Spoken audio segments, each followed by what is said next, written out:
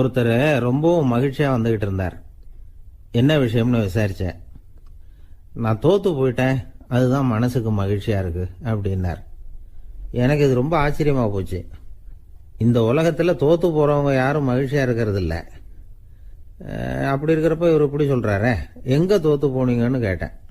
அதுக்கப்புறம் தான் அவர் விவரமா சொன்னார். என்னோட 5 வயசு குழந்தையோட நான் விளையாடிக்கிட்டு இருந்தேன். அந்த விளையாட்டுல என் குழந்தை ஜெயிச்சு விட்டுது, நான் தோத்து போயிட்டேன் அப்படின்னார் ரொம்ப உற்சாகமா. நான் யோசிச்சு பார்த்தேன். அதாவது நாம சின்ன குழந்தையா இருக்கிறப்போ எந்த விளையாட்டுல கலந்துக்கிட்டாலும் அதுல நாம தான் ஜெயிக்கணும்னு ஒரு வெறி நமக்குள்ள இருக்கும். நம்மளை எதிர்த்து விளையாடுறவர் நல்லவரா கெட்டவரா, பெரியவரா சின்னவரா அப்படிங்கறதெல்லாம் முக்கியம் கிடையாது. அவர் தோத்து போகணும், நாம ஜெயிக்கணும், அதுதான் முக்கியம். எதிரியை சந்தோஷப்படுத்த விளையாடுகிற கலை அப்ப நமக்கு தெரியறதில்ல. வாழ்க்கையில ஒரு பக்குவம் வந்ததுக்கு அப்புறம் வெற்றி பெறணுங்கிற மன அழுத்தம் போயிடுது. போட்டியில ஜெயிக்கணுங்கிறத விட குழந்தையை சந்தோஷப்படுத்தணுங்கிறது முக்கியமா போச்சு. ஜெயிக்கணுங்கிற வெறி ஓடி போட்டுது. ஒரு குழந்தையா இருந்தப்போ நம்ம வளர்ச்சிக்கு உதவிய வெறி பெரியவனானதுக்கு பிறகு நமக்கு எதிரியா மாறுது. அதை சரியான சமயத்துல நாம புரிஞ்சுக்கிட்டோம்னா போதும், நாம பொழைச்சிக்கலாம். ஒவ்வொரு மனுஷனுமே வாழ்க்கையோட அடுத்த கட்ட வளர்ச்சியில அடி எடுத்து வைக்கிற நேரத்துல தன்கிட்ட இருந்து ஏதோ ஒரு குணத்தை அல்லது தன் குணம் இருந்த ஏதோ ஒரு உறவை நாம இழக்கத்தான் வேண்டி இருக்குது. ஒரு கட்டம் வரைக்கும் உதவியா இருந்த குணம் அடுத்த கட்டத்துக்கு தடையா கூட மாறிடலாம். இந்த பரிமாண மாற்றத்துக்கு உள்ளாகிற ஒவ்வொருத்தரும் பிரத்யட்சமா இதை உணர்றாங்க. ஆனா பல பேர் எப்படின்னா பழச திறந்துட்டு புதிய கொள்கைகளை உருவாக்கிக்கிறதுக்கு இஷ்டம் இல்லாம இருந்துடுறாங்க, அல்லது அப்படி செய்ய முடியாம தவிக்கிறாங்க. இதையெல்லாம் மீறி அந்த பழச திறந்துட்டா அதை இழந்ததால உண்டாகிற மன அழுத்தம் சில காலத்துக்கு வருத்திக்கிட்டு தான் இருக்கும், வேற வழி இல்லை. ஆரோக்கியமான ஒரு முன்னேற்றத்துக்காக அந்த மன அழுத்தத்தை தாங்கிக்கத்தான் வேணும் அப்படிங்கிறாரு அந்த உலக புகழ்பெற்ற மேதை ஒருத்தர், இந்த ஸ்காட் பெக் அப்படிங்கிறவர். பிறந்த நாள் முதல் இதுதான் சரி அப்படின்னு கற்பிக்கப்பட்டு வந்த ஒவ்வொரு தத்துவத்தையும் தங்களுடைய வளர்ச்சிக்கு தகுந்த மாதிரி மாற்றி அர்த்தப்படுத்திக் கொள்ள முடியாமல் வாழ்க்கை சூழல்ல அப்படியே அரைப்பட்டு தூளாகிறவர்கள் தான் ரொம்ப தவிக்கிறாங்களாம். இதுதான் அவருடைய கருத்து. பெரும்பாலும் மனிதர்களுடைய நடுத்தர வயசுல, அதாவது 30 தாண்டுகிற சமயத்துல தான் இந்த தவிப்பு உண்டாவதுதான். இததான் மேற்கத்திய நாடுகள்ல அடிக்கடி மிட் லைஃப் கிரைசிஸ் அப்படின்னு சொல்றாங்க. அப்பப்போ பழசையெல்லாம் தொலைச்சு விட்டு புதுசா பிறக்கிறதுக்கு கத்துக்கணும். ஒவ்வொரு நிமிஷத்தையும் அந்த நிமிஷத்துக்கு ஏற்ற சித்தாந்தம் கொண்டவர்களாக சந்திப்போம் அப்படிங்கிறார் அந்த உளவியல் நிபுணர். இப்படி பழகிக்கிட்டா வாழ்க்கை இன்பமயம், இல்லைன்னா தவிப்பு மயம்தான். பழச தொலைக்க முடியாதவர்கள்ல எத்தனையோ பேர் உண்டு, எத்தனையோ ரகம் உண்டு. அதுல வேடிக்கையான நண்பர்களும் உண்டு. ஒருத்தர் நண்பர் வீட்டுக்கு போனார். அவரு ஏதோ இனிப்பு பலகாரம் கொடுத்து சாப்பிட சொல்லியிருக்கிறாங்க அவங்க வீட்டுல. இவர் சாப்பிட்டு பார்த்துட்டு சொன்னாராம், சார் 6 மாசத்துக்கு முன்னாடி ஒரு தடவை இங்க வந்தேன், அப்போ ஒரு இனிப்பு பலகாரம் கொடுத்தீங்க, அது இதை விட நல்லா இருந்தது சார் அப்படின்னாராம். அப்ப செஞ்ச அதே இனிப்பு பலகாரம் தான் சார் இதுவும் அப்படின்னாராம் அவர். இயேசுநாதர்கிட்ட ஒருத்தர் கேட்டாராம், இயேசுவே என்னை எவ்வளவு நேசிக்கிறீர்கள் அப்படின்னு. அவர் தன்னுடைய 2 கைகளையும் அகல விரித்து இவ்வளவு என்று சொல்லி சிலுவையில் உயிர் நீத்தார் அப்படின்னு சொல்லுவாங்க. அதாவது அந்த நேசிப்புக்கு எல்லை கிடையாது, அதே போல மன்னிப்புக்கும் எல்லை கிடையாது. இது இயேசுநாதர் சொல்லி கொடுத்த ஒரு பாடம். இயேசுனுடைய சீடர்கள்ல ஒருத்தன் பீட்டர், அவன் ஒரு நாள் இயேசுநாதர்கிட்ட கேட்டிருக்கான், இயேசுவே நான் என்னுடைய தம்பி கிட்ட அடிக்கடி சண்டை போட்டுக்கிட்டு இருக்கிறேன், என்னுடைய சகோதரன் கூட, அவனை நான் எத்தனை தடவை மன்னிக்கிறது? ஏற்கனவே 7 தடவை அவனை மன்னிச்சுட்டேன் அப்படின்னு சொல்லியிருக்கிறான். அப்போ இயேசு சொன்னாராம், மன்னிக்கிறதுக்கு எத்தனை தடவைங்கிற கணக்கெல்லாம் கிடையாது. எத்தனை தடவை உன்னுடைய சகோதரன் உன்னை கோபப்படுத்துகிறானோ அத்தனை தடவை நீ மன்னிக்கிறதுக்கும் தயாரா இருக்கணும், அதுதான் அப்படின்னு சொன்னாராம். அப்ப இவனுக்கு ஒன்னும் புரியல, இது என்ன அவன் தப்பு பண்ணிக்கிட்டே இருப்பான், நாம மன்னிச்சுக்கிட்டே இருக்கிறதா அப்படிங்கறது மாதிரி குழப்பமா இருந்திருக்கிறான். அப்போ இயேசுநாதர் தன்னுடைய சீடன் பீட்டர் கிட்ட ஒரு கதை சொன்னாராம். அந்த கதை இன்றைக்கு நாம எல்லாரும் சிந்தித்து பார்க்க வேண்டிய ஒரு கதை. அதாவது மன்னிப்பை விரும்புகிறவர்கள் மன்னிக்கவும் தயாராக இருக்க வேண்டும் அப்படிங்கிறது தான் அந்த கதையினுடைய தத்துவம். அந்த இயேசுநாதர் சொன்ன கதை என்னன்னா, ஒரு மன்னர் இருந்தார். அவர் ஒரு நாள் அரண்மனையில் உட்கார்ந்து கணக்கு வழக்குகள்லாம் பார்த்துக்கிட்டு இருந்தார். நம்ம அரண்மனையிலேருந்து யார் யார் அரசாங்க கடன் வாங்கியிருக்கிறாங்க, யார் யார் திருப்பி செலுத்தி இருக்கிறாங்க அப்படிங்கிற விவரத்தையெல்லாம் பார்த்துக்கிட்டு இருந்தார். அப்போதான் புரிஞ்சுது, அந்த அரண்மனையில் வேலை செய்கிற ஒருத்தனே அரசாங்க கடன் வாங்கியிருக்கிறான். எவ்வளவு? 10,000 பொற்காசுகள் வாங்கியிருக்கான் கடன். இந்த 10,000 பொற்காசுகளை திருப்பி செலுத்தலை அரசாங்கத்துக்கு. இது மன்னர் கவனத்துக்கு வந்தது. உடனே நம்ம அரண்மனையில் இருக்கிறவனே அரசு கடன் வாங்கி திருப்பி செலுத்தாமல் இருக்கான், அவனை கூப்பிட்டு வாங்கன்னு சொல்லி கூப்பிட்டுட்டு வந்தாங்களாம். விசாரிச்சிருக்கிறாங்க, என்னப்பா நீ எவ்வளவு ஒன்று? ஆமாங்க 10,000 பொற்காசுகள் வாங்கியிருக்கிறேன், இன்னும் திருப்பி கட்டலைன்றான். உடனே அவர் மன்னர் சொல்லியிருக்கிறார், நம்ம சட்டத்திட்டப்படி நீ உடனே பணத்தை திருப்பி கட்டிடு. அப்படி உன்னால கட்ட முடியலன்னா உன்னுடைய வீடு வாசல் சொத்து சுகம் எல்லாத்தையும் விற்று அந்த பணத்தை அரசு கருவூலத்தில் சேர்த்துக்கிறதுக்கு நானே ஏற்பாடு பண்ணிடுறேன் அப்படின்னு அந்த மன்னர் சொன்னாராம். இவன் அப்படியே அதிர்ச்சி ஆயிட்டான், அப்படியே பொத்துன்னு காலில் விழுந்தானா.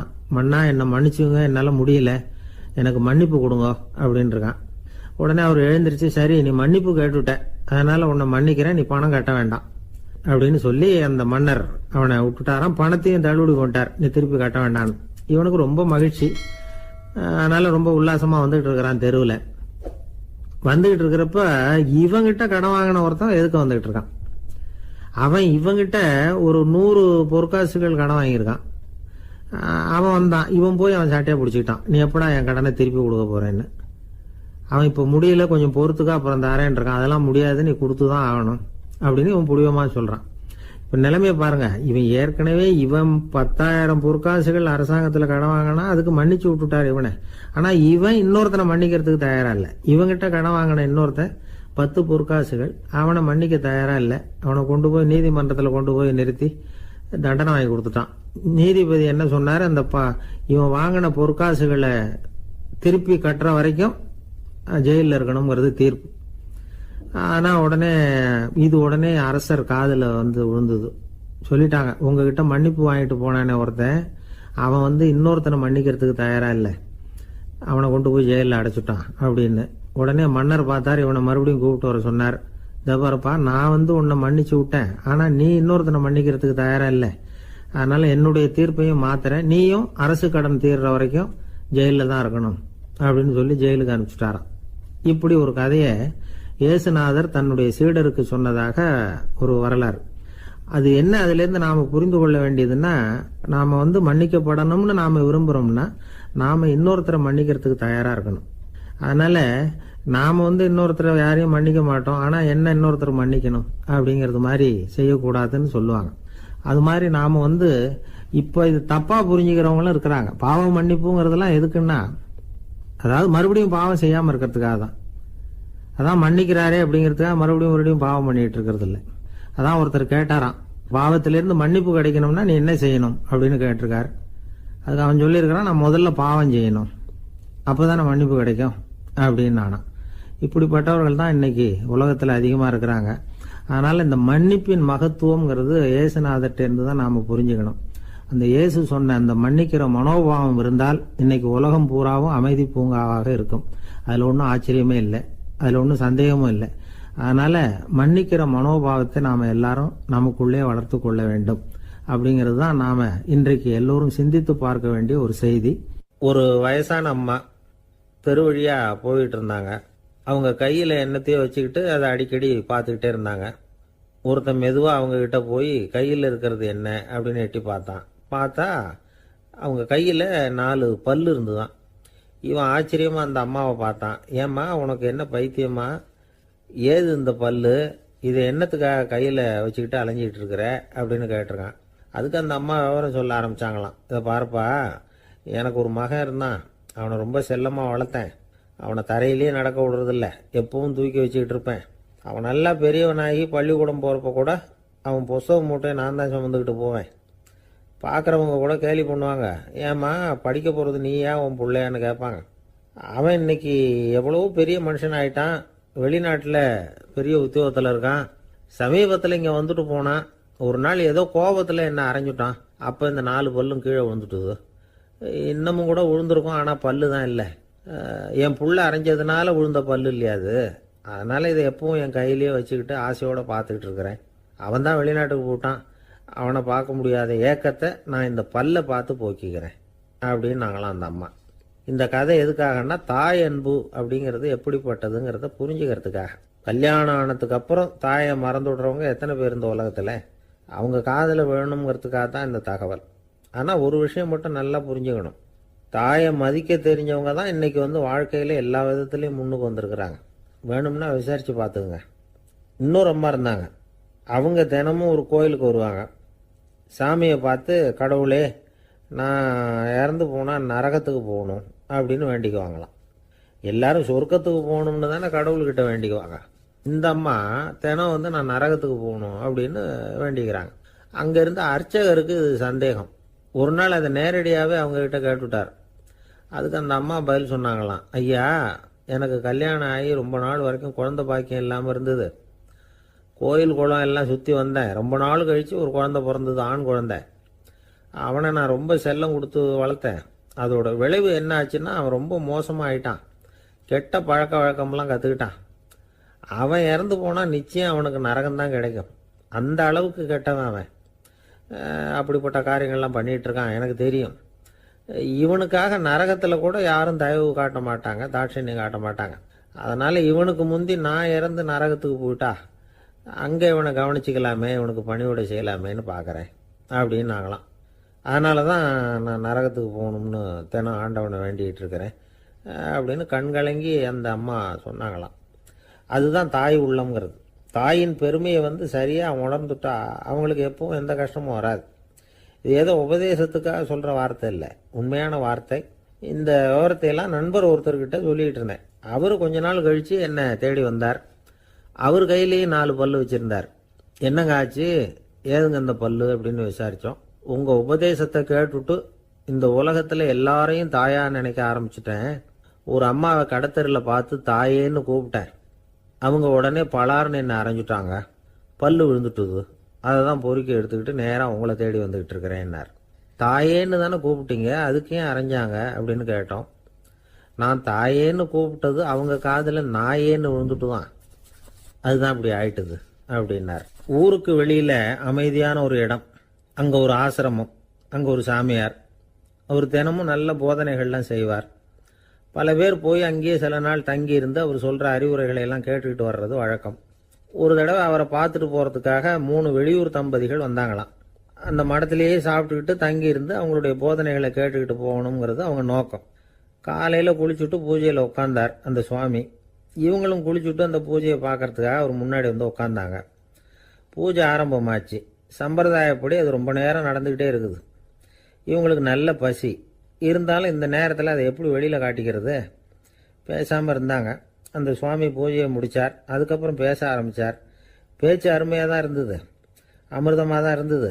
இருந்தாலும் இவங்களுக்கு இருக்கிற வயிற்று பசி அது சரியாக கவனிக்க விடலை. அந்த சுவாமியே இதை கவனிச்சதா தெரியல.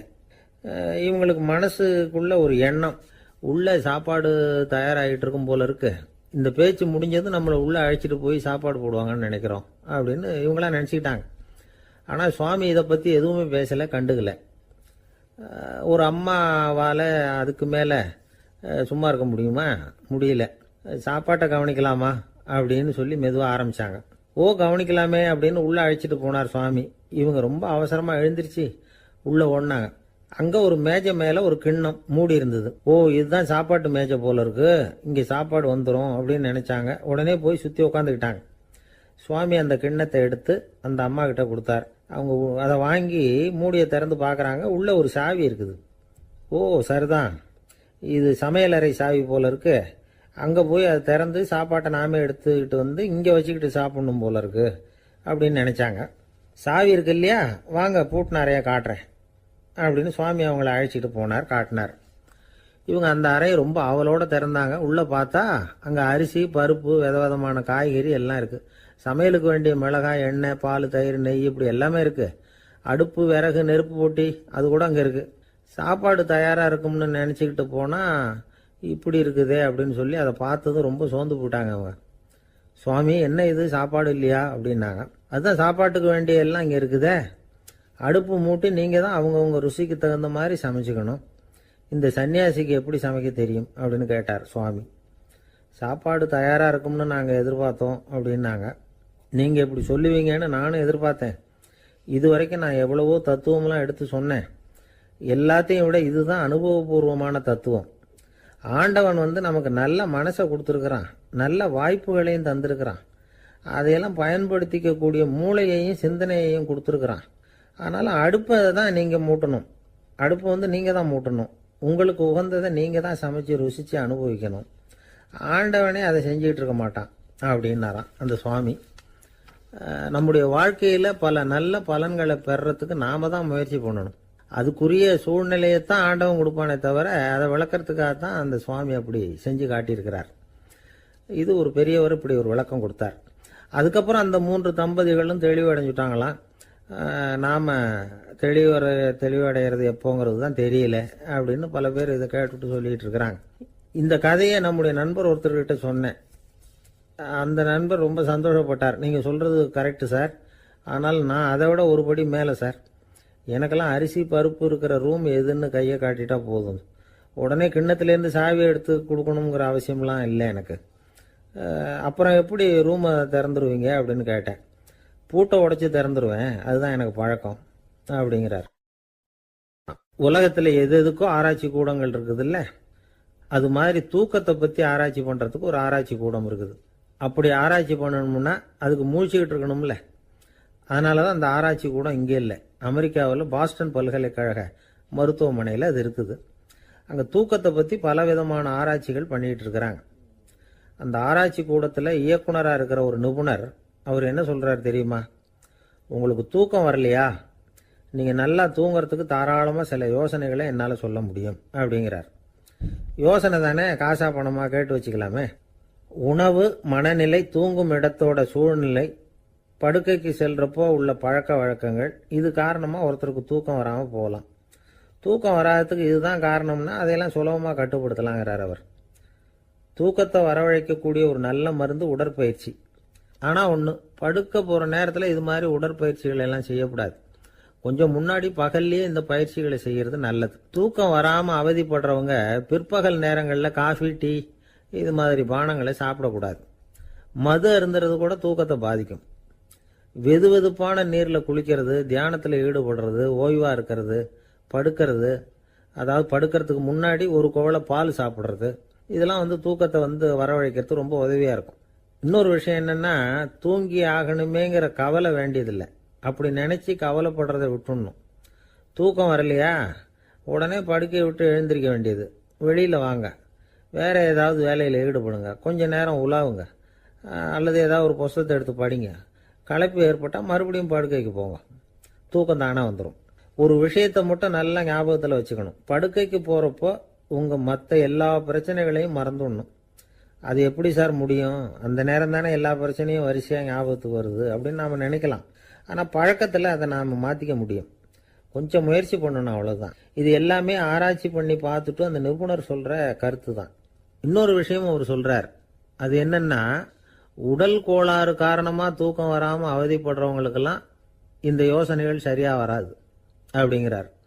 அதுக்கெல்லாம் மருத்துவ சிகிச்சை கொடுத்து தான் சரி பண்ணணும். சில பேருக்கு நடு ராத்திரியில் மூச்சு திணறல் ஏற்பட்டு தூக்கம் வராமல் போயிடும். ஊரெல்லாம் தூங்குறப்போ தான் மட்டும் தூங்காமல் மூழ்கிட்டு இருக்கிறது, ஊரெல்லாம் மூழ்கிட்டு இருக்கிறப்போ தான் மட்டும் தூங்குறது, இது மாதிரி கோளாறுகளால் சில பேர் பாதிக்கப்படலாம். காலு தசை முறுக்கிக்கிறதுனால சில பேருக்கு அடிக்கடி விழிப்பு வரலாம். மன அழற்சி காரணமாக சில பேருக்கு தூக்கம் வராது. இது மாதிரி கோளாறுகளுக்கெல்லாம் அதுக்கு தகுந்த மாதிரி சிகிச்சை கொடுத்து தான் சரி பண்ண வேண்டியிருக்கும். எந்த கோளாறும் இல்லாமல் தூக்கம் வரலைன்னா ஆரம்பத்தில் சொன்ன முறைகளை கடைப்பிடிச்சு பார்க்கலாம். தூக்கம் வந்ததுன்னா யோசனை சொன்ன அந்த நிபுணருக்கு நன்றி சொல்லலாம். ஒருத்தர், ஏன் சார் பஸ்ஸில் தூங்குறது கெட்ட பழக்கமானு கேட்டார். இல்லையே, நான் கூட பஸ்ஸில் போகிறப்ப தூங்கிட்டு தானே போவேன் அப்படின்னார் இன்னொருத்தர். அப்புறம் ஏன் என்ன டிரைவர் வேலை வேணாம்னு வீட்டுக்கு அனுப்பி வச்சுட்டாங்க அப்படின்னாராம் அவர். ஒருத்தரை பார்த்து உன்னுடைய நண்பர்கள் யார் அப்படின்னு ஒரு கேள்வி கேட்டு பாருங்க. கொஞ்சம் யோசிச்சு பதில் சொல்லுவாங்க. அவங்க கிட்டேயே உன்னுடைய எதிரிகள் யார் அப்படின்னு கேளுங்க, கடகடன்னு ஒப்பிச்சிருவாங்க. நம்ம மனசு இருக்க, அது எப்படின்னா, நம்ம நண்பர்களை விட எதிரிகளை அது நல்லா ஞாபகத்தில் வச்சுக்கும். இது ஒரு ஆச்சரியமான உண்மை. உங்களால் நண்பர்களை மறந்துட முடியும், ஆனால் எதிரிகளை மறந்துட முடியாது. இது ஒரு வேடிக்கையான நிலைமை தான். அழகான தருணங்களை நாம் ஏன் மறந்துடுறோம்? இது இயற்கை. ஏன்னா நம்ம மனசு மலர்களை கவனிக்கிறது இல்லை, அதில் இருக்கிற முள்ளை தான் கவனிக்குது. தன்னை காயப்படுத்துகிற எதையும் அது உடனே கண்டுகொள்ளுது. ஒரு தெளிந்த சிந்தனை உடைய மனசு மிக அழகாக உள்ள எல்லாத்தையும் கவனிக்கும். அது நன்றியுடன் உணரக்கூடிய எல்லாத்தையும் பார்த்து குறிச்சிக்கும். இப்படிப்பட்டவங்க வாழ்க்கை இயல்பாகவே நல்லா அமையும். அது ரொம்ப அபூர்வம். மனசில் உள்ள ஒரு சிறிய அமைப்பை மாற்றுவதை பொறுத்து தான் இந்த விஷயம் அப்படிங்கிறார் ஓஷோ. ஒரு யூத கோவில் இருந்துதான். அது யூதர்களின் மடமாகவும் இருந்தது. அங்கே ஒரு தலைமை குரு, அவர் ரொம்ப கண்டிப்பானவர். அந்த கோவிலை ஒட்டி ஒரு தோட்டம். ஒரு நாள் காலையில் அந்த தோட்டத்தில் 2 இளம் யூதர்கள் நடந்து போய்கிட்டு இருக்கிறாங்க.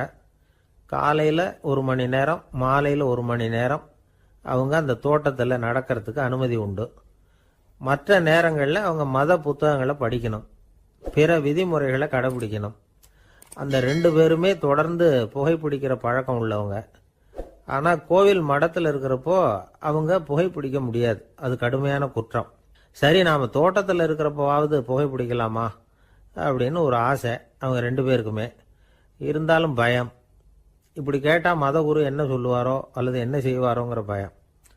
இப்படியே கொஞ்ச நாள் ஆச்சு. ஒரு நாள் இந்த 2 பேரில் ஒருத்தன் ரொம்ப கலங்கி போய் அந்த கோவிலிருந்து வெளியில் வந்துக்கிட்டு இருந்தான்.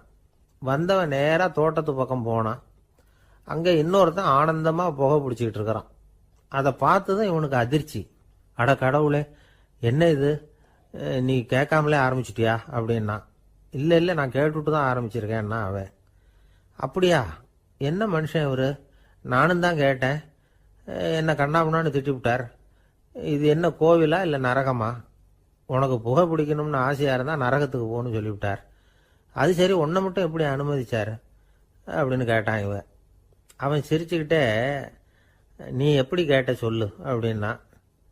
நாம் இந்த தோட்டத்துக்கு வர அனுமதிக்கப்பட்டிருக்கிறதே ஜபத்துக்காகத்தானே, அதனால் நான் ஜபம் சொல்லும் பொழுது புகை பிடிக்கலாமா அப்படின்னு கேட்டேன். அதுக்கு தான் அவர் சத்தம் போட்டு என்னை அடிக்கவே வந்துட்டார் அப்படின்னா இவன்.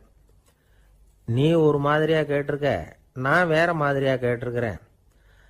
ஜெபம் சொல்லும்போது புகை பிடிக்கலாமான்னு நீ கேட்டிருக்க.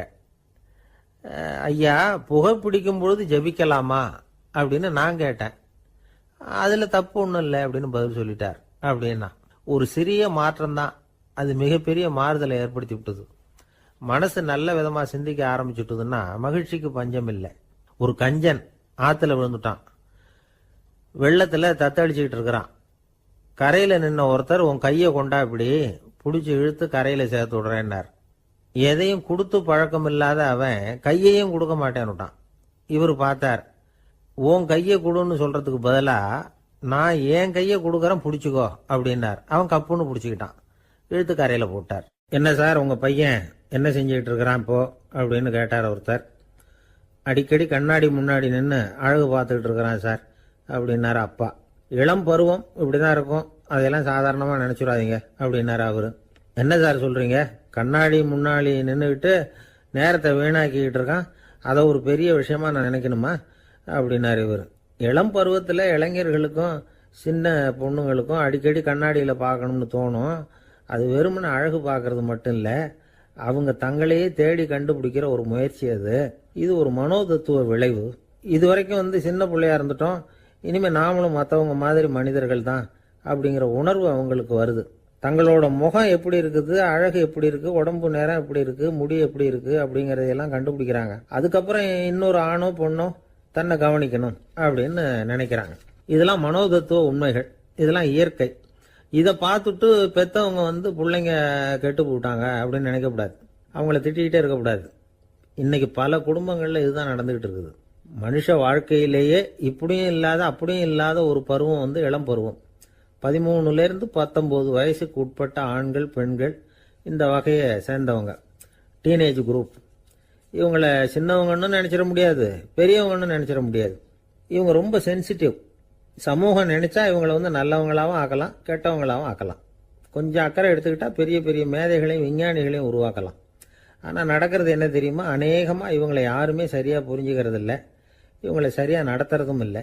இது வரைக்கும் நாம் சொல்கிறத கேட்டுக்கிட்டு இருந்தான், இப்பெல்லாம் அவன் இஷ்டத்துக்கு நடக்க ஆரம்பிச்சுட்டான் அப்படின்னு வருத்தப்படுற பெற்றோர்கள் அதிகம். இது வருத்தப்படுற விஷயம் இல்லை, சந்தோஷப்பட வேண்டிய விஷயம். உங்கள் புள்ள சொந்தமாக யோசிக்க ஆரம்பிக்கிறதும் நடந்துக்க ஆரம்பிக்கிறதும் ஒரு தப்பான விஷயமா? அவன் கடைசி வரைக்கும் உங்கள் பேச்சையே கேட்டுக்கிட்டு இருக்கணுங்கிறது என்ன நியாயம்? இன்னைக்கு இளைஞர்களை பெரியவங்க தப்பாக புரிஞ்சுக்கிட்டு தவறாக நடத்துறதுனால தான் அவங்களுக்கு வெறுப்பு, எரிச்சல், மனக்கசப்பு எல்லாம் உண்டாகுது. பெற்றவங்க சரியாக மதிக்கிறது இல்லை அப்படிங்கிற ஒரே காரணத்தினாலேயே வீணா போகிற பிள்ளைங்க இன்னைக்கு அதிகம். சரி, பெற்றவங்களுக்கு இன்னைக்கு என்னதான் புத்தி சொல்ல வர்றீங்க அப்படின்னு கேட்குறீங்களா? நாம எதையும் சொல்ல வரல. ஆனால் அது சம்பந்தமான சில நிபுணர்கள் சொல்லியிருக்கிறத உங்கள் காதில் போட்டு வைக்கலாம். அது என்னன்னா, பிள்ளைங்க கிட்ட அன்பு செலுத்துங்க. குழந்தையா இருந்தப்போ எவ்வளவு பாசமாக இருந்தீங்க, வளர வளர அதை ஏன் குறைச்சிக்கிறீங்க? பெற்றவங்களின் அன்பான வார்த்தைகளுக்கு ஏங்குறவங்க தான் இன்றைய இளைஞர்கள். அவங்க எதை சொன்னாலும் அதை அக்கறையாக காது கொடுத்து கேளுங்க, அலட்சியப்படுத்தாதீங்க. அவங்க விரும்புறது உங்ககிட்ட இருந்து ஒரு மதிப்பு, மரியாதை, அங்கீகாரம், இவ்வளவுதான். அவங்க அவங்களாவே முடிவுகள் எடுக்கட்டும், அதுக்கு நீங்கள் உதவியா இருங்க, அது போதும். மற்றவங்க முன்னாடி, முக்கியமாக அவங்க நண்பர்கள் முன்னாடி அவங்கள பற்றி மட்டமாக பேசாதீங்க. அவங்க கிட்ட பொய் சொல்லக்கூடாது. நீங்கள் சொன்னது பொய்ன்னு தெரிஞ்சு போச்சுன்னா உங்கள் பேரில் அவங்களுக்கு இருக்கிற மதிப்பு போயிடும், நம்பிக்கை போயிடும். அவங்களுக்கு முன்னாடி நீங்கள் சண்டை போடக்கூடாது. உங்கள் பிள்ளைய எப்பவும் இன்னொரு பிள்ளையோட ஒப்பிட்டு பேசுகிற வேலையே வேணாம். கூட பிறந்த மற்றவங்களோட கூட ஒப்பிடக்கூடாது. இப்படி செஞ்சால் அவன் உங்ககிட்டையும் பிரியமாக இருக்க மாட்டான், அவங்ககிட்டையும் பிரியமாக இருக்க மாட்டான். புள்ள எங்கே போகிறான், என்ன பண்ணுறான் அப்படின்னுலாம் துப்பறிஞ்சிக்கிட்டு இருக்கக்கூடாது. இளைஞர்கள் தனிமையை விரும்புகிறவங்க. அவங்கள பெட்டியில் வச்சு மூடி பாதுகாக்கணும்னு நினைக்கக்கூடாது. அவங்கள எப்படி பாதுகாக்கிறது அப்படிங்கிறது அவங்களுக்கே தெரியும். உங்கள் புள்ள எப்படி நடந்துக்கணும்னு நீங்கள் எதிர்பார்க்குறீங்களோ அது மாதிரி நீங்கள் நடந்து காட்டுங்க, அது போதும். ஒரு வீட்டில் அப்பாவும் அம்மாவும் பேசிகிட்டு இருக்கிறாங்க. என்னங்க, நம்ம பொண்ணு பெரியவளாயிட்டா, அடிக்கடி கண்ணாடி முன்னாடி போய் நின்றுக்கிட்டு இருக்கிறா, சீக்கிரமாக ஒரு பையனை பார்த்து கல்யாணத்தை முடிக்காமல் இப்படி மசன்னு கல் மாதிரி உட்காந்துருக்குறீங்களே அப்படின்னு சத்தம் போட்டாங்க. அந்த அம்மா, அவசரப்படாத, பார்க்கறதுக்கு கண்ணுக்கு அழகா லட்சணமா புத்திசாலியா ஒரு பையன் கிடைக்க வேணாமா, அதுதான் பார்த்துக்கிட்டு இருக்கிறேன் அப்படின்னாரு அப்பா. இதுக்கு அந்த அம்மா சொல்றாங்க, எங்க அப்பா இப்படியெல்லாம் நினைச்சுக்கிட்டு இருந்திருந்தா எனக்கு கல்யாணமே ஆயிருக்காது தெரியுமா அப்படின்னாங்களாம். 1816 வருஷம் செப்டம்பர் மாதம் 11ஆம் தேதி பிரான்ஸ் தேசத்தில் உள்ள ஒரு மருத்துவமனை. அங்கே ஒரு இளம் டாக்டர் கொஞ்ச நாளைக்கு முன்னாடி தான் அந்த ஆஸ்பத்திரியில் புதுசாக வேலைக்கு சேர்ந்துருக்கிறார். அவர் பேர் ரெனே லெனக். அவர் அன்னைக்கு காலையில் அந்த மருத்துவமனையில் அப்படியே ரவுண்ட்ஸ் வந்துக்கிட்டு இருக்கிறார். வார்டில் ஒரு படுக்கையில் ஒரு இளம் பெண் படுத்திருக்கிறா. அந்த பொண்ணுக்கு இருதய நோயாக இருக்கலாம்ங்கிறது மற்ற டாக்டர்கள் சந்தேகம்.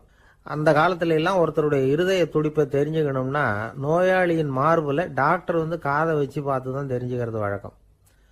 ஆனால் இந்த பெண்ணும் இளம் பெண், அந்த டாக்டரும் புதுசாக சேர்ந்துருக்கிறவர். அதனால் பரிசோதனை பண்ண தயங்கினார். கொஞ்ச நேரம் யோசனை பண்ணார். திடீர்னு ஒரு ஞாபகம் வந்தது அவருக்கு. அதாவது அன்னைக்கு விடியற் காலையில் தோட்டத்தில் அப்படி வாக்கிங் போயிட்டு இருந்தப்போ சின்ன பசங்கள்லாம் ஒரு மரக்கட்டையை வச்சு விளையாடிட்டு இருந்தாங்களாம்.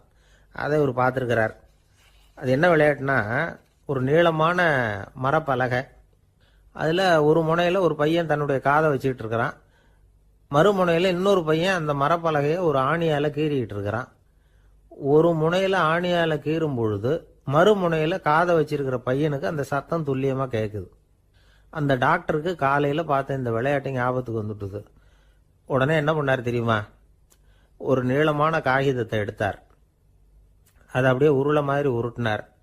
ஒரு முனையை அந்த நோயாளியின் மார்பில் இடது பக்கம் வச்சார், இன்னொரு முனையில் தன்னுடைய காதை வச்சார். என்ன ஆச்சரியம்! நோயாளியின் மார்பில் நேரடியாக காதை வச்சு கேட்கறத விட துல்லியமாக கேட்டுது இதய துடிப்பு.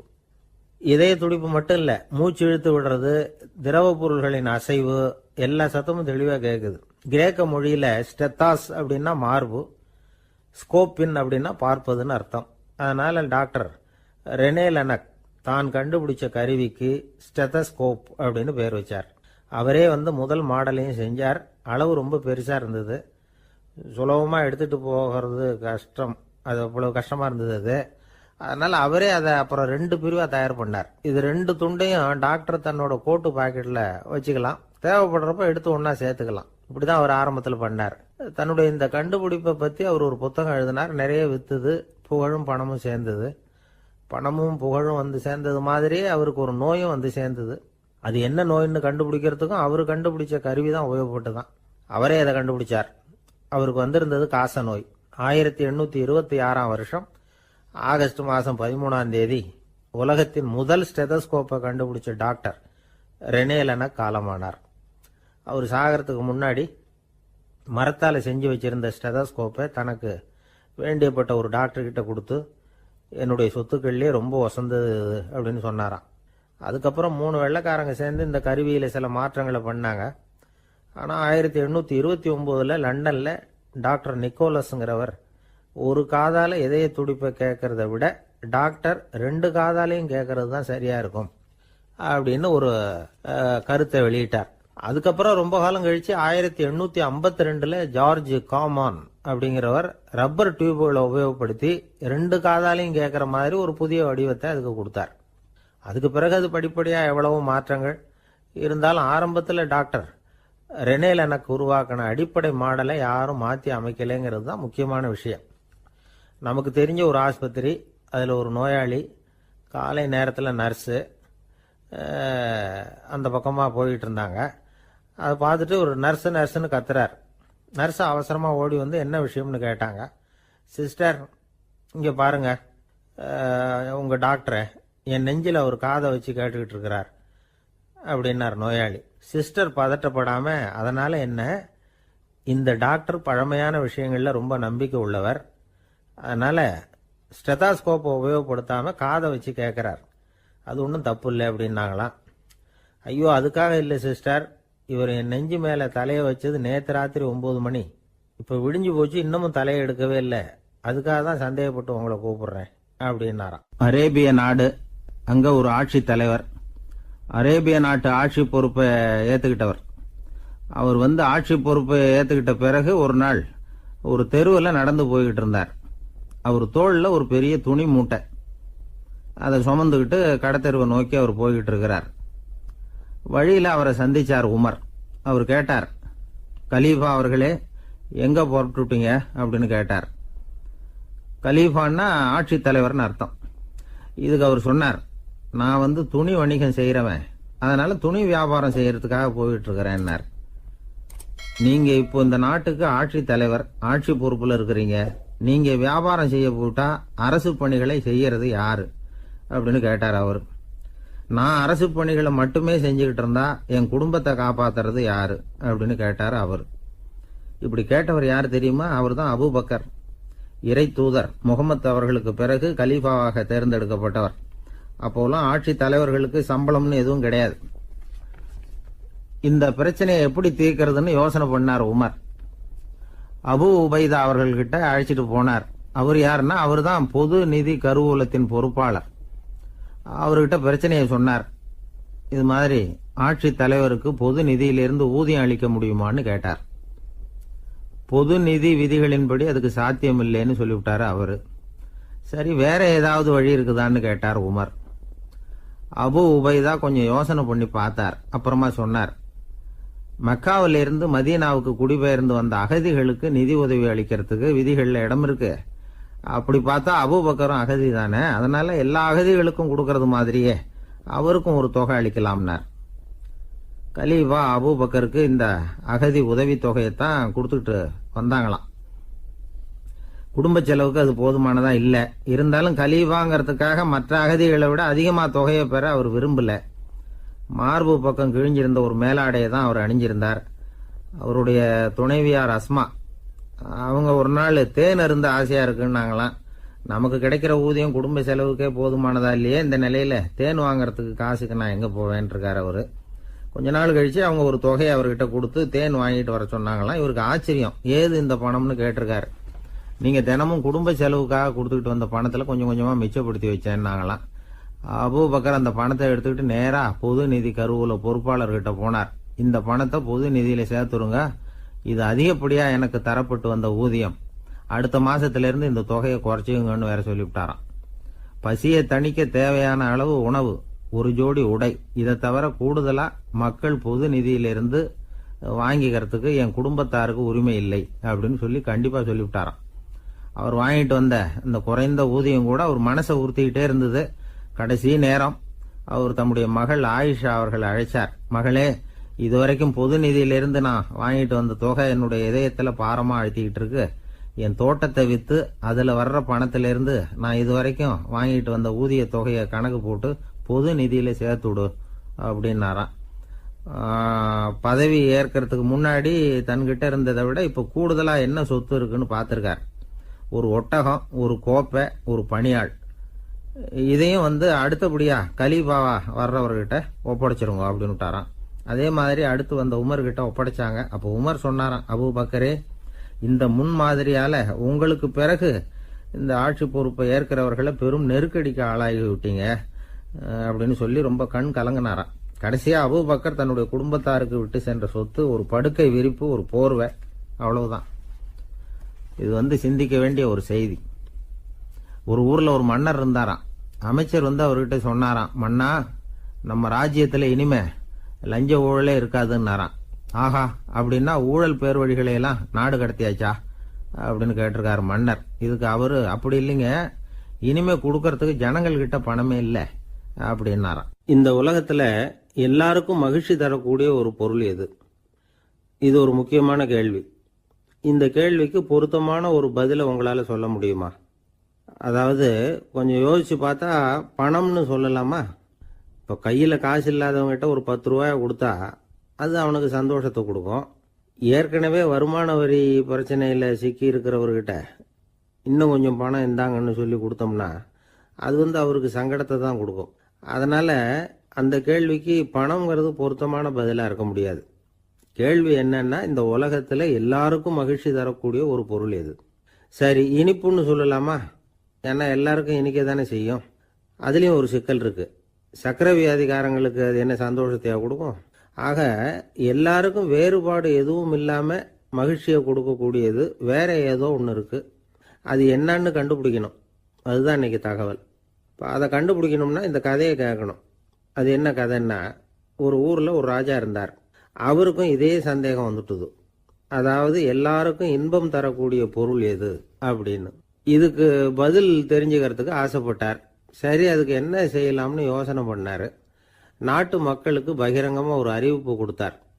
நம்ம நாட்டு மக்கள் இன்பம் தரக்கூடிய பொருள் எதுன்னு நினைக்கிறாங்களோ அதை கொண்டுகிட்டு அரண்மனையில் உள்ள கண்காட்சி மண்டபத்தில் வைக்கலாம். அப்படி அவங்க வைக்கிற பொருள்களில் எது எல்லாருக்கும் இன்பம் தரக்கூடியதாக இருக்குமோ அதை வச்சவருக்கு 1000 பொற்காசுகள் பரிசு அப்படின்னு அறிவிப்பு கொடுத்துட்டார். ஜனங்கள் இந்த அறிவிப்பை கேட்டாங்க. அதுக்கப்புறம் சும்மா இருப்பாங்களா? 1000 பொற்காசுன்னா சும்மாவா? அவங்க கையில் என்னென்ன கிடைச்சதோ அதையெல்லாம் கொண்டாந்து அரண்மனை காட்சி மண்டபத்தில் வச்சுட்டாங்க. அதுக்கப்புறமா ராஜா அங்கே வந்தார். ஒவ்வொன்றா பார்த்துக்கிட்டே வந்தார். முதல்ல ஒரு குயில் இருந்தது, இனிமையாக பாடக்கூடிய குயில். இந்த குயிலோட இன்னிசை எல்லாருக்கும் இன்பம் தரக்கூடியது தான். இருந்தாலும் காது கேட்காதவங்களுக்கு இந்த இசை எப்படி இன்பம் தர முடியும்? அதனால இது சரியில்லைன்னு விட்டார். அடுத்தபடியாக போனார். அங்கே என்ன வச்சிருக்கிறாங்கன்னு பார்த்தா ஒரு அழகான மயில் அங்கே தோகை விரித்து ஆடிக்கிட்டு இருக்குது. இந்த மயிலோட ஆட்டம் மனசுக்கு இன்பம் தரக்கூடியது தான். இருந்தாலும் பார்வை இல்லாதவங்க இந்த ஆட்டத்தை பார்த்து ரசிக்க முடியுமா? முடியாது. அதனால இதுவும் சரியில்லை அப்படின்னு சொல்லிவிட்டார். அதுக்கு அடுத்தபடியாக போனார். பல வகையான இனிப்பு பண்டங்களை வச்சுருந்தாங்க. பார்த்தார், வயசானவங்களுக்கும் நோயாளிகளுக்கும் இது இன்பம் தராது, துன்பம் தான் கொடுக்கும் அப்படின்னார். இப்படி ஒவ்வொன்றா பார்த்துக்கிட்டே போகிறார். அழகான மலர்கள், கனிகள், ஓவியங்கள் எதுவுமே பொருத்தமாக தெரியல. சகல பேருக்கும் இன்பம் தரக்கூடிய வகையில் எதுவும் இல்லை. கடைசியாக வந்தார். அங்கே ஒரு களிமண் பொம்மை இருந்தது. அது என்ன பொம்மை தெரியுமா?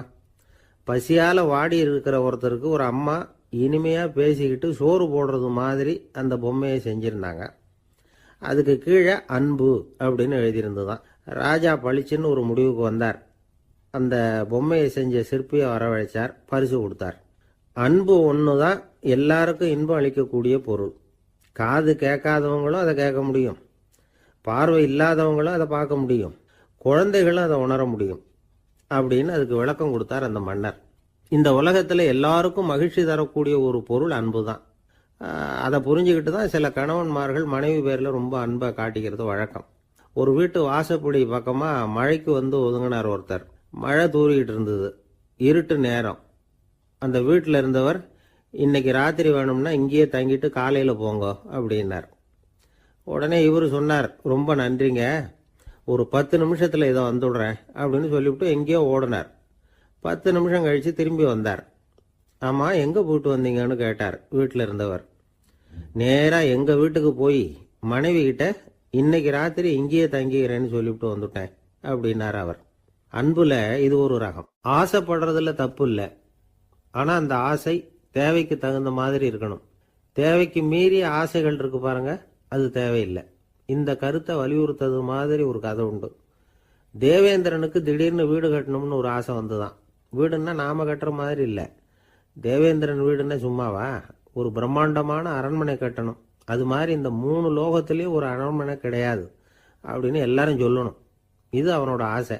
உடனே தேவ தச்சரான விஸ்வகர்மாவை கூப்பிட்டான், உத்தரவு போட்டான். விஸ்வகர்மா தன்னுடைய உதவியாளர்களை எல்லாம் கூப்பிட்டு ஒன்னா சேர்த்துக்கிட்டார். படாத பாடுபட்டு ஒரு பெரிய அரண்மனையை கட்டி முடிச்சார். கட்டி முடிக்க 1000 வருஷம் ஆச்சு. தேவேந்திரன் வந்து பார்க்குறான். அவனுக்கு திருப்தி ஏற்படலை. என்னுடைய அந்தஸ்துக்கு இது ரொம்ப சாதாரணமான கட்டிடம், இதை விட இன்னும் பெருசாக கட்டு அப்படின்னா. தேவ தச்சர் திணறி போயிட்டார். அவரால் அதுக்கு மேலே எதுவும் செய்ய முடியல. என்ன பண்ணுறதுன்னு யோசனை பண்ணார். நேராக நாரதர் காலில் போய் விழுந்தார். நீங்கள் தான் என்னை இந்த பிரச்சனையிலேருந்து காப்பாற்றணும்னார். நாரதர் யோசனை பண்ணார். சரி, கவலைப்படாதேன்னார். நேராக இந்திரன் கிட்ட போனார். இந்திரன் வந்து நாரதரை பார்த்த உடனே வாங்கன்னு கூட்டிகிட்டு போய் அரண்மனையை காட்டினான். இது மாதிரி ஒரு அரண்மனையை நீங்கள் வேற எங்கேயாவது பார்த்துருக்குறீங்களா அப்படின்னு ரொம்ப பெருமையாக கேட்டான்.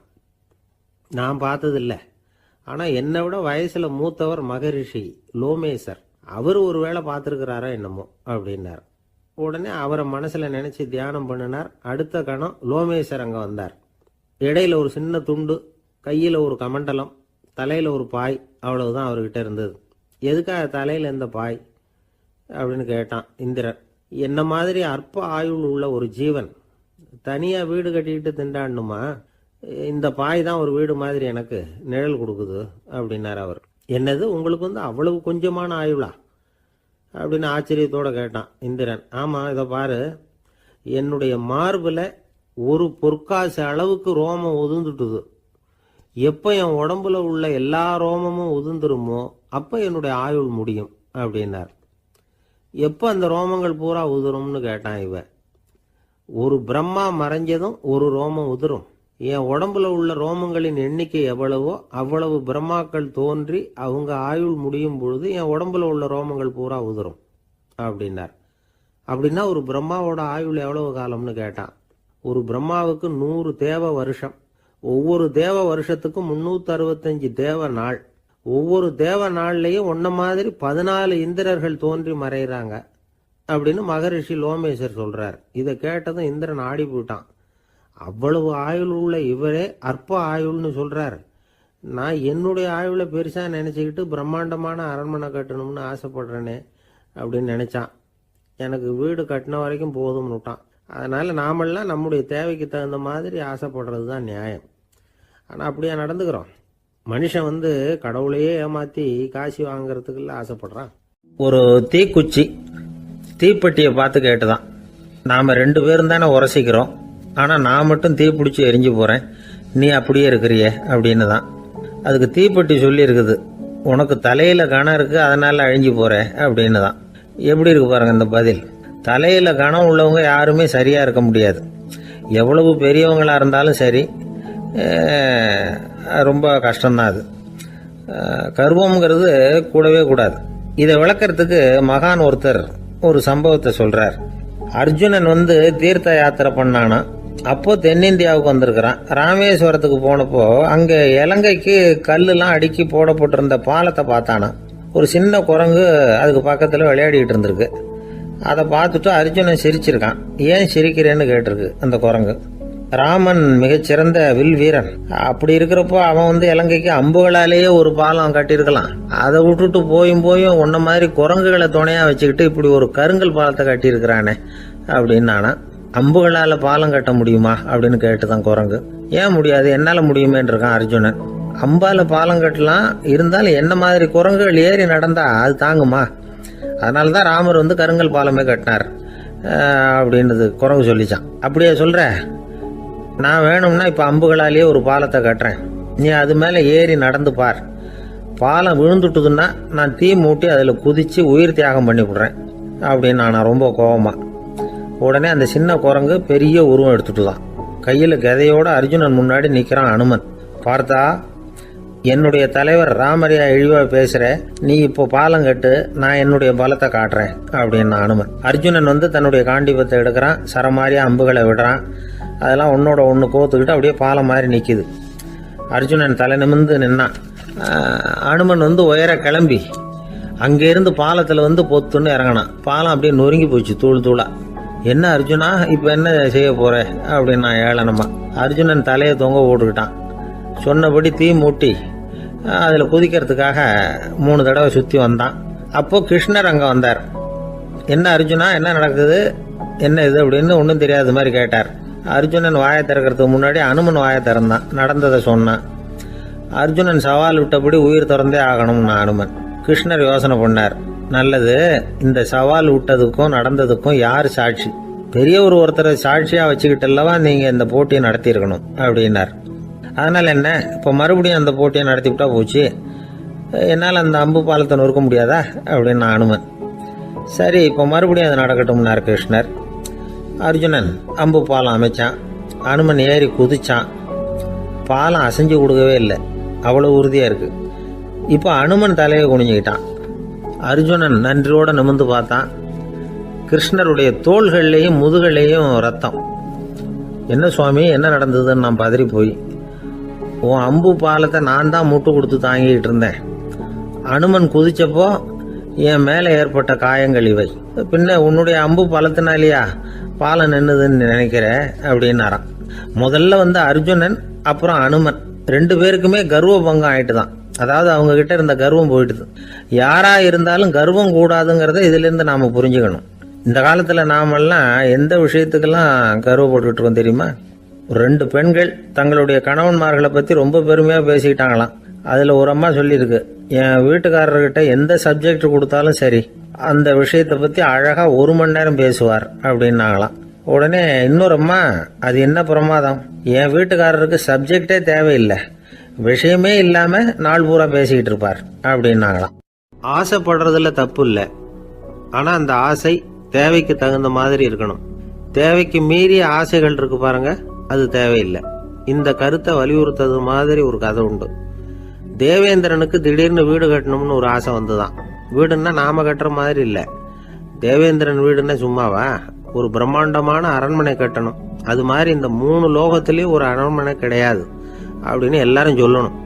இது அவனோட ஆசை. உடனே தேவ தச்சரான விஸ்வகர்மாவை கூப்பிட்டான், உத்தரவு போட்டான். விஸ்வகர்மா தன்னுடைய உதவியாளர்களை எல்லாம் கூப்பிட்டு ஒன்னா சேர்த்துக்கிட்டார். படாத பாடுபட்டு ஒரு பெரிய அரண்மனையை கட்டி முடிச்சார். கட்டி முடிக்க 1000 வருஷம் ஆச்சு. தேவேந்திரன் பார்க்கறான். அவனுக்கு திருப்தி ஏற்படல. என்னுடைய அந்தஸ்துக்கு இது ரொம்ப சாதாரணமான கட்டிடம், இதை விட இன்னும் பெருசா கட்டு அப்படின்னா. தேவ தச்சர் திணறி போயிட்டார். அவரால் அதுக்கு மேல எதுவும் செய்ய முடியல. என்ன பண்றதுன்னு யோசனை பண்ணார். நேரா நாரதர் காலில் போய் விழுந்தார். நீங்க தான் என்ன இந்த பிரச்சனையிலேருந்து காப்பாற்றணும்னார். நாரதர் யோசனை பண்ணார். சரி, கவலைப்படாதேன்னார். நேரா இந்திரன் கிட்ட போனார்.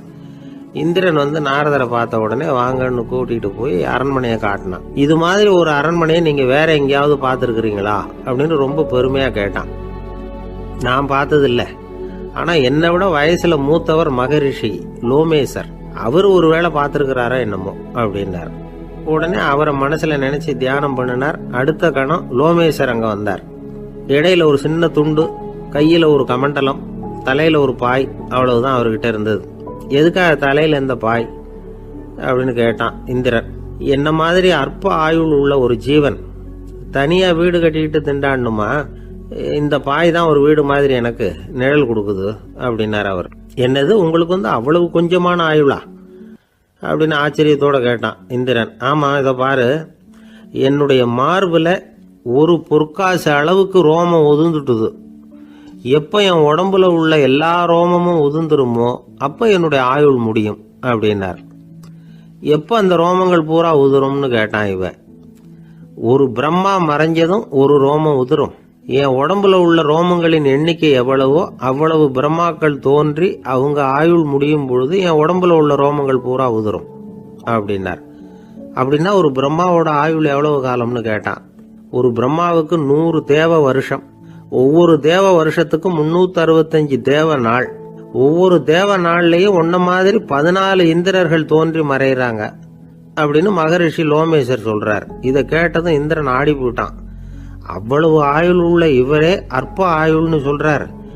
நான் என்னுடைய ஆயுளை பெருசா நினைச்சுக்கிட்டு பிரம்மாண்டமான அரண்மனை கட்டணும்னு ஆசைப்படுறேனே அப்படின்னு நினைச்சான். எனக்கு வீடு கட்டின வரைக்கும் போதும்னு விட்டான். அதனால நாமெல்லாம் நம்முடைய தேவைக்கு தகுந்த மாதிரி ஆசைப்படுறது தான் நியாயம். ஆனா அப்படியே நடந்துக்கிறோம். மனுஷன் கடவுளையே ஏமாத்தி காசு வாங்கறதுக்குள்ள ஆசைப்படுறான். ஒருத்தன் கடவுளை நினைச்சு தவம் இருந்தான். கடவுள் நேரில் வந்தார். தேவலோகத்துல ரூபாய்க்கெல்லாம் என்ன மதிப்புன்னு கேட்டான். அங்கெல்லாம் ரூபாய்ங்கிறது உங்க பணத்துல 1 கோடி ரூபாய்க்கு சமம். அதாவது தேவலோகத்துல 1 ரூபான்னா இங்க 1 கோடி ரூபா.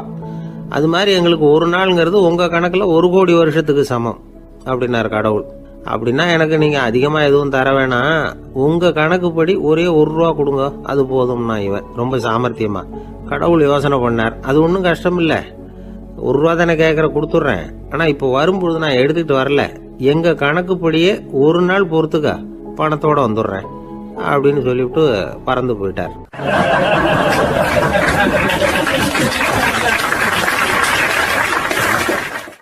ஒருத்தர் மனசுல நிம்மதி இல்லாம உட்கார்ந்திருந்தார். என்ன சார் விஷயம் அப்படின்னு விசாரிச்சேன். அகலக்கால் வச்சுட்டேன், அதுதான் அவதிப்படுறேன்னார். விவரமா சொல்லுங்கன்னு. வீடு கட்டணும்னு ஆரம்பிச்சேன், வேலை பாதியிலேயே நிக்குது, கையில பணம் இல்லை அப்படின்னார். இது மாதிரி ஆசாமிகள் பல பேரை நீங்க பார்த்துருக்கலாம். இவங்கெல்லாம் சுலபமா மன அழுத்தத்துக்கு ஆளாயிடுறாங்க. மன உளைச்சல், அதாவது ஸ்ட்ரெஸ் அப்படின்னு சொல்றோமே, அதுக்கு அடிப்படையான சில காரணங்கள் உண்டு. அதாவது மிகையாக திட்டமிடுதல் அப்படிங்கிறதும் ஒரு முக்கியமான காரணம். நடைமுறை சாத்தியம் என்னங்கிறத மனசுல வச்சுக்கிட்டு எந்த திட்டத்தையும் தீட்டணும், அப்பதான் அது சரியா வரும். 2வது காரணம் என்ன தெரியுமா? ஒரே நேரத்தில் பல்வேறு செயல்களில் ஈடுபடுறது. தொலைபேசியில பேசிக்கிட்டே கையில் இருக்கிற கடிதத்தை படிச்சுக்கிட்டே எதிரில் உட்காந்துக்கிட்டு இருக்கிறவருக்கும் அப்பப்போ பதில் சொல்லிக்கிட்டு மனசுல பல்வேறு சிந்தனைகளை அப்படியே ஓட விட்டுக்கிட்டு இருக்கிறது, இதுவும் மன அழுத்தத்தை உண்டாக்குது. 3வது காரணம், எதிலேயும் வெற்றி மட்டும் எதிர்பார்க்கிற ஒருதலைப்பட்சமான ஆர்வம். நாம தொட்டதெல்லாம் வெற்றியாவே முடியணும் அப்படின்னு எதிர்பார்க்கிறவங்க ஏதாவது ஒண்ணுல தோல்வியை கண்டா தோண்டு போயிடுறாங்க.